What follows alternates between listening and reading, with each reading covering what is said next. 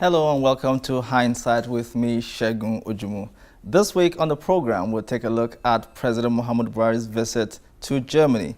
What was said and done? We also examine the gains.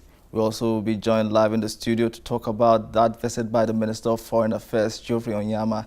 We'll also be discussing the latest developments in the UN, the appointment of a Secretary General designate, former Prime Minister of Portugal, Antonio Guterres, and what it will mean for Africa and, in general, Nigeria in particular.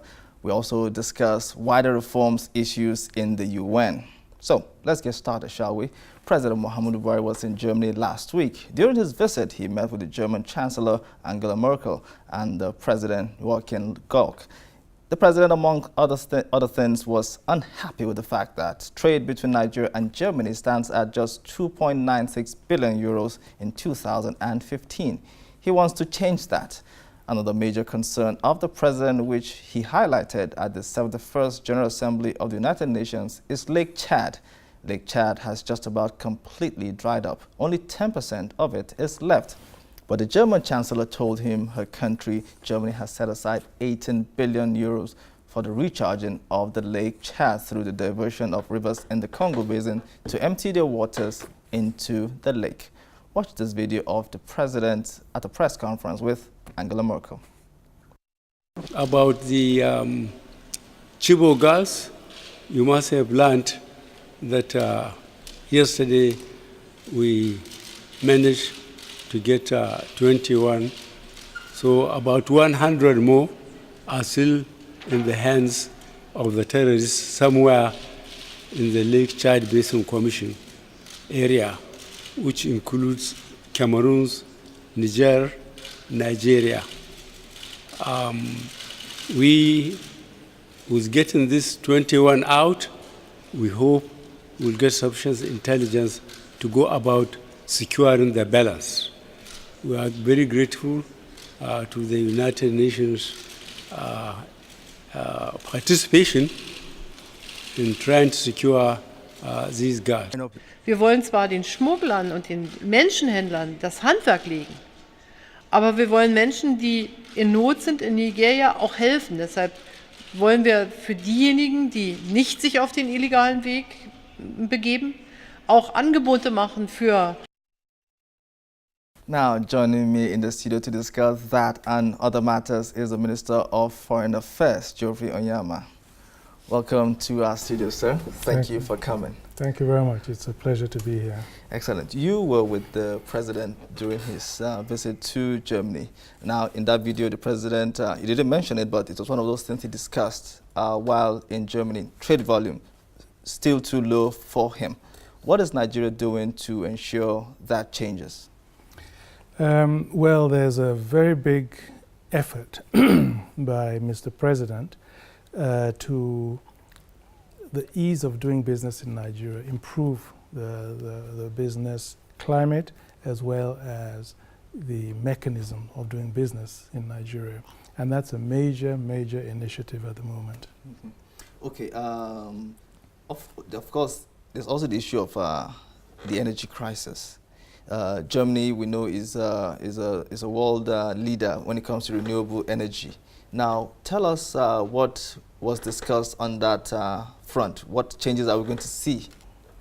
Well, Mr. President pointed out that, the climate change challenges that we face here in Nigeria. He pointed out that that Nigeria has signed the Paris Agreement for climate change.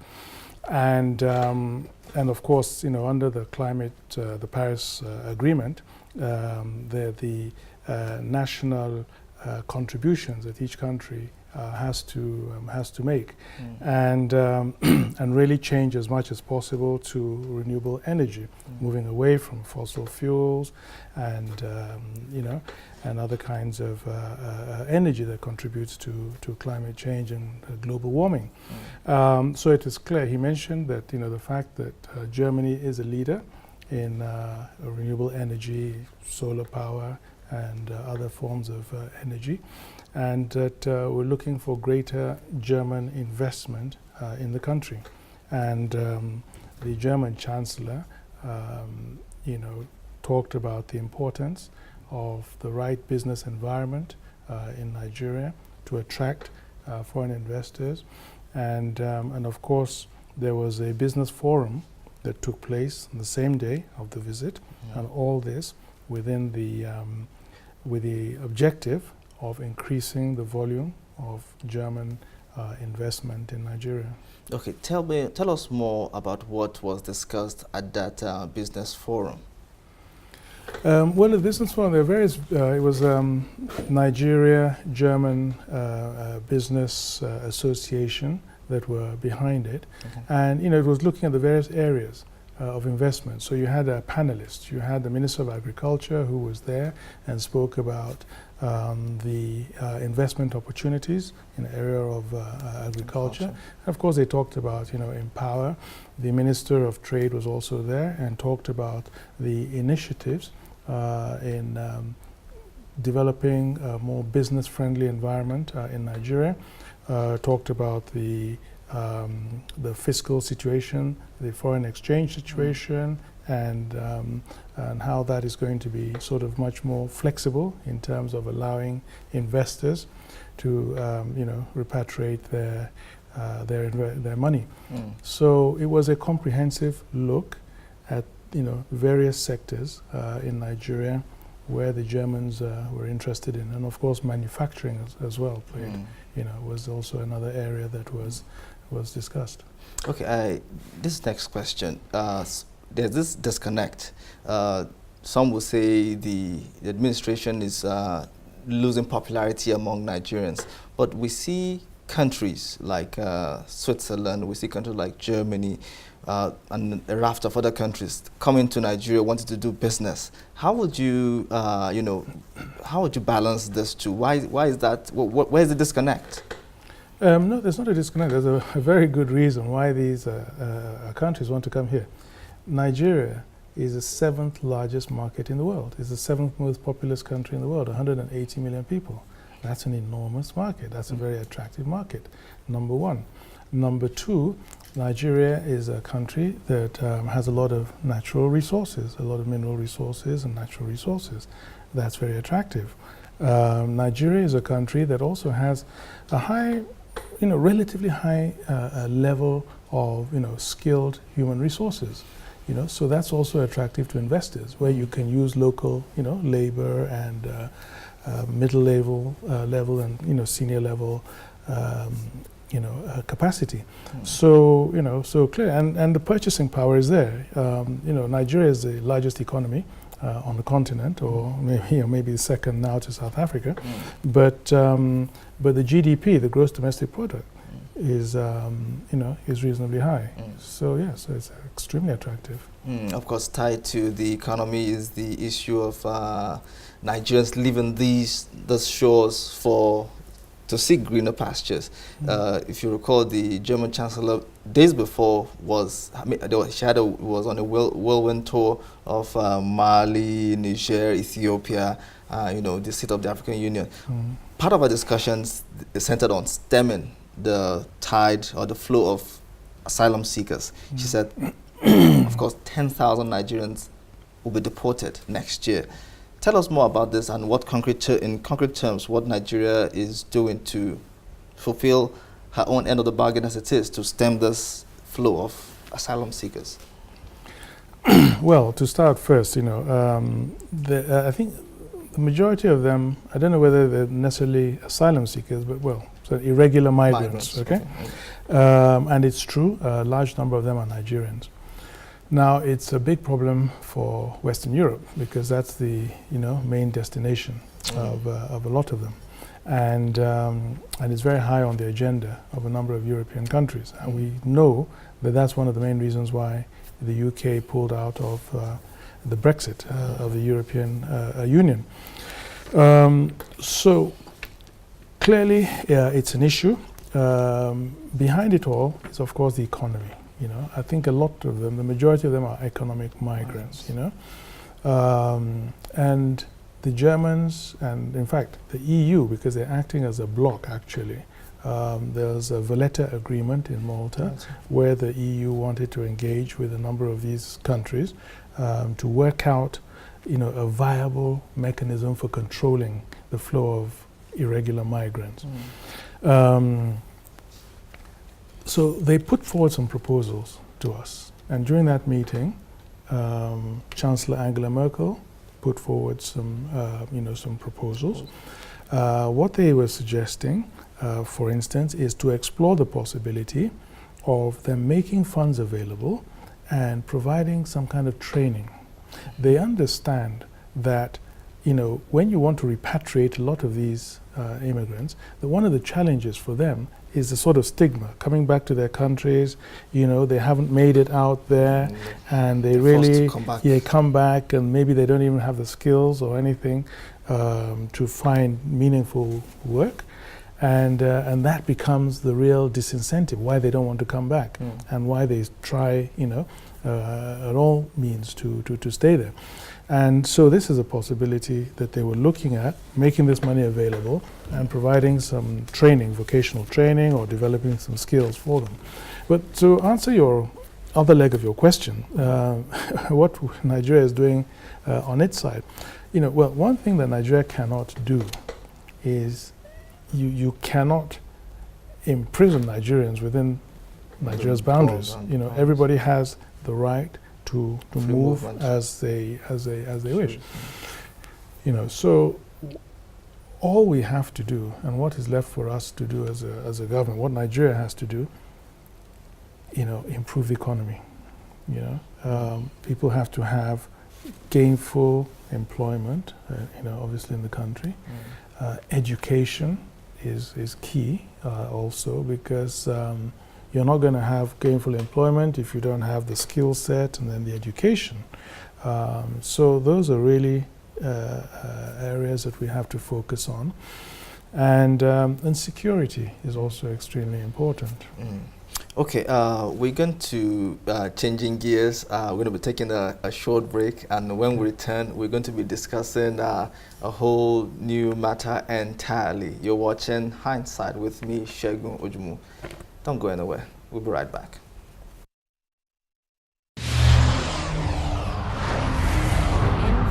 Segun Ojumu. On this program, we'll be bringing you news, views, and exclusive interviews with security that cut across humanitarian aid. It becomes easier to do business in Nigeria.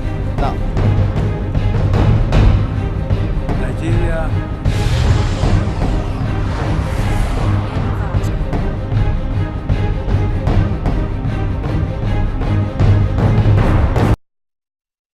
The United Nations on Friday appointed a successor to Ban Ki-moon, who is about serving out his second tenure at the helms of the UN. His successor is a former Prime Minister of Portugal, Antonio Guterres. Here is a brief bio on the Secretary General designate.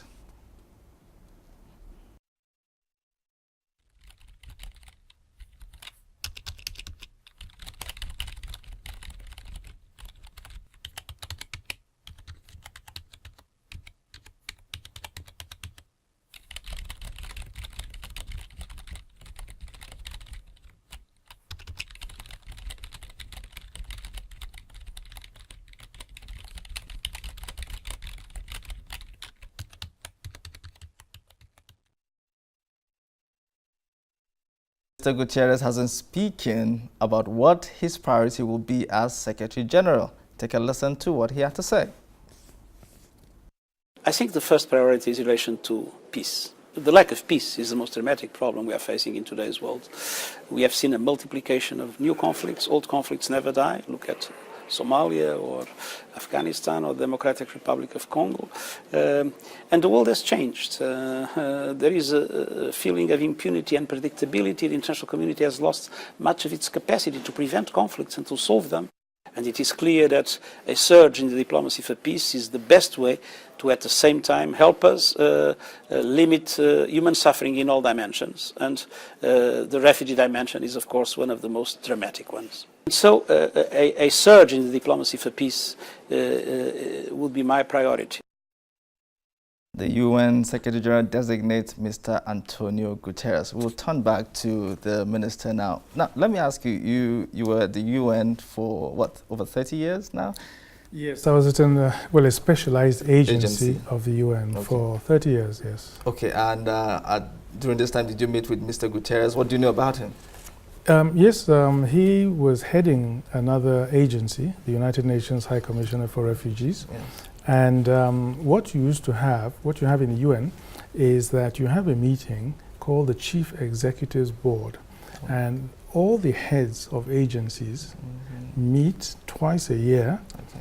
The Secretary General is the chairman of that meeting to look at cooperation and so forth. So I, as a Deputy Director General, used to take part representing my Director General in some of those meetings at which Guterres also attended. Okay, he was the High Commissioner for Refugees. Now, how do you think that job at the helms then has prepared him for this one? Very well, actually, because it means that he knows how the multilateral system works, and that's really important.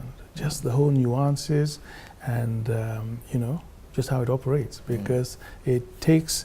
That's why Kofi Annan was also pretty effective as a Secretary General. He also worked his way through the UN system. His whole career was in the UN, and it makes a big difference just to know how that system works. Now, in that video, he said a surge in the diplomacy for peace will be his main priority as Secretary General. What are your thoughts about that? Yes, it's very ambitious, extremely ambitious, because he also said, if you listen to the clip very well, that a lot of those crises seem to be insoluble. He pointed out Somalia and the others, they just seem to drag on Iraq. and on and on forever. And so there's no magic wand for attaining peace. And very often it's about political will and all that, and very often it's not easy. But what I think he also said in another interview is focusing on human dignity, the dignity of the individual. Of course, you do that within a framework of peace. But having headed the refugees organization, what he's trying to say there is that the result of conflict situations is that you have refugees and other human beings who lose their dignity. They completely as human beings, and their self-respect and so forth, and that this is what conflict does, and the importance on political leaders to refocus on creating the environment for individuals to be able to regain their dignity and exist and pursue their life in a framework, in a dignified framework. Now, of course, there were over 2 million IDPs in the northeast right now as a result of the Boko Haram insurgency. In what ways would you be, or are you currently working with the United Nations to help solve this problem? Well, a lot of the donor agencies and partners are UN agencies, like the World Food Program, and in fact the UNHCR, also the Refugees Agency, because about 60,000 Nigerian refugees displaced as a result of the Northeast crisis are in the Cameroon, and we're talking of repatriating them. UNICEF, WHO, most of our partners addressing that issue are UN agencies. The big challenge, and Mr. President has taken an excellent initiative here, was how to really coordinate all those efforts and ensure that they're not all disjointed. So Mr. President has set up the Presidential Committee on Northeast Initiatives and an interministerial mechanism so that all assistance will be channeled through one central mechanism, which is extremely important. And in fact, today I was speaking to one of the countries that are partnering us in this, and they had very good things to say about this new initiative. Then, of course, the issue of accountability is also key. Exactly. Because you hear stories of IDP, materials meant for IDPs being diverted to personal. I mean, this is very sad, but has anyone been made to pay for those actions? that you know of? Well, I know that Mr. President has given very clear instructions to identify, anybody who has gone off message and to take very strong measures. So what has been done subsequently, I haven't followed up, but I know that Mr. President, it's one of the areas that he really wants to get a hold on. Let's talk more about Mr. Guterres. Nigeria is one among those countries seeking reforms in the UN. Now, do you see Mr. Guterres as somebody who is capable of leading the kind of reforms that you are seeking? Well, I think really you'd have to say here that the proof of the pudding will be in the eating. It's only when he's there doing it that we can really say, because there's so many different interest groups. You have 5 permanent members, and you want to reform, and each one has a veto, and so the reform might be seen favorably by one and not by the other. So you always have to have this compromise and steer this middle path that is not always very easy, and especially if you want the reform to be meaningful. So, I mean, he's been a former head of government. He's been a former prime minister. Of course, as I said, he's headed the United Nations High Commission for Refugees. He has everything it takes to push reform agenda, but another thing he said in another interview was that at the end of the day, it's the countries that decide. The Secretary General, in and of himself, does not have any executive powers as such. In fact, his greatest power is just maybe appointing the people that work in the Secretariat and being able to make appointments. But in terms of, executing rules, laws, reforms, it's the member states. Okay, before we round up the program and let you go, Mr. Guterres, Secretary General designate, if you were to set the agenda for him, maybe like have 5 items on the agenda, what would those things be? Whoa, that's a put you on the spot there. Yeah, well, I would say, well, clearly from Nigeria's perspective and Africa's perspective, being very selfish, putting more money into peacekeeping. The UN funds peacekeeping operations around Africa. A lot of African countries, we have economic challenges now, the African Union, and we don't really have the resources. And we don't really want outsiders, relying on other countries. So that would be number one. I think clearly peacekeeping. Reforming the UN, the Security Council, would be another one, a major challenge. Clearly, I think investing probably more money, UN money, in development. We have the Sustainable Development Goals, which is a UN initiative, and they're very ambitious and covering a lot of sectors. I would also say a much more direct UN engagement with developing countries in implementing those UN those SDGs, and it means investing more money. I would also say giving more jobs to Nigerians, obviously, in the UN, and appointing Nigerians to high-level positions. Maybe his Deputy Secretary General, for instance. Okay, and the last point. Wow, and the last point would probably be to beef up the UN presence in Nigeria. Yeah. All right. Thank you so much, Mr. Geoffrey Onyeama, for honoring us with your presence here. Thank you so much for being on the show. It's a pleasure to be here with you. Thank you. I'm afraid that's all we have time for. We have to end this episode of Hindsight right here, but it has been a delight having you here, sir. Thank you very much. We hope to see you again next time. All right, to our viewers, thank you so much for staying with us on this episode of Hindsight. Let's keep the conversation going, shall we? Connect with us on Twitter at HindsightSTV and email us on hindsightstv@gmail.com. See you again next week. I am Shegun Ojumo.